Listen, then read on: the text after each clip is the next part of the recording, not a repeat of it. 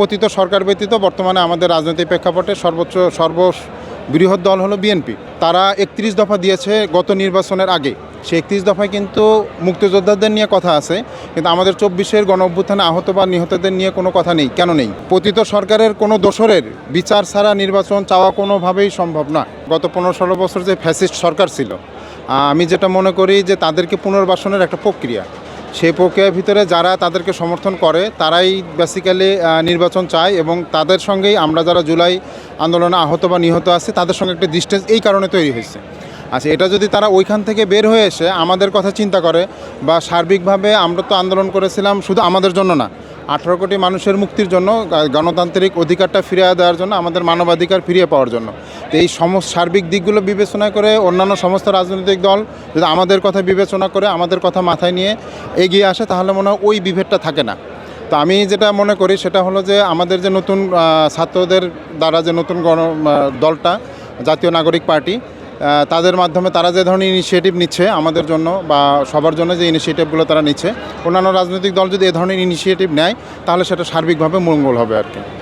আমরা দেখেছি 5 আগস্টের পরে নির্বাচন নিয়ে আসলে ছাত্র জনতার একটি প্রশ্ন আছে, সেটি হচ্ছে যে বিচারের আগে কোনো নির্বাচন হবে না। অন্যান্য রাজনৈতিক দলগুলোকে দেখে যে আসলে আওয়ামী লীগের বিচারের ক্ষেত্রে একটা অনীহা বা তারা একটু উদার হওয়ার চেষ্টা করছে। এই যে ছাত্র জনতার সাথে নির্বাচন নিয়ে অন্যান্য রাজনৈতিক দলগুলোর সাথে যে আসলে একটা মতানৈক্যের সৃষ্টি হয়েছে, এই ব্যাপারটাকে আসলে কিভাবে দেখছেন? তাদের সদিচ্ছাটা নেই, বা তারা এখন কিভাবে এটা থেকে চিন্তা করতেছে এটা আমি জানি না। আমি উদাহরণ হিসাবে বলতে পারি, বিএনপি আমাদের বর্তমানে যে পতিত সরকার ব্যতীত বর্তমানে আমাদের রাজনৈতিক প্রেক্ষাপটে সর্ববৃহৎ দল হলো বিএনপি, বাংলাদেশ জাতীয়তাবাদী দল। তারা ৩১ দফা দিয়েছে গত নির্বাচনের আগে। সেই ৩১ দফায় কিন্তু মুক্তিযোদ্ধাদের নিয়ে কথা আছে, কিন্তু আমাদের ২৪-এর গণ-অভ্যুত্থানে আহত বা নিহতদের নিয়ে কোনো কথা নেই। কেন নেই? আমার এটা একটা কোশ্চেন যে কেন নেই? তারা কি ২৪-কে ধারণ করে না? আচ্ছা, ২৪-কে যদি ধারণ করে তাহলে স্বাভাবিকভাবেই যদি এটা ধারণ করে, সেক্ষেত্রে পতিত সরকারের কোনো দোসরের বিচার ছাড়া নির্বাচন চাওয়া কোনোভাবেই সম্ভব না। সেক্ষেত্রে তারা যদি এদিকে আমাদেরকে মূল্যায়ন করে বা ২৪-কে যদি ধারণ করে, তাহলে মনে হয় আমার এই বিভেদটা আমাদের ভিতরে থাকবে না। সরকার যথেষ্ট চেষ্টা করতেছে, কিন্তু আমি যেটা বললাম, রাজনৈতিক দলগুলো যদি একত্রিত না হয় তাহলে সরকারের একার পক্ষে কিন্তু এটা সম্ভব না।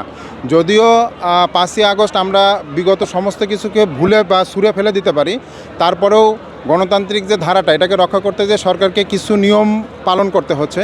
সেই নিয়মের ভেতরে থেকে সমস্ত রাজনৈতিক দল যদি একটা প্ল্যাটফর্মে আসে, তখন আপনি যে সমস্যাগুলোর কথা বলেন এই সমস্যাগুলো থাকবে না। সংস্কার, বিচার সব একসাথে চলবে, দেন নির্বাচনটা হবে। এটা যদি করা হয় তাহলে 18 কোটি মানুষের মনের আশা, বা আমরা যারা 24-এ গণ-অভ্যুত্থানে যারা আমরা আহত বা নিহত হয়েছে, আমাদের রক্তদানটা এক্ষেত্রে সার্থক হবে।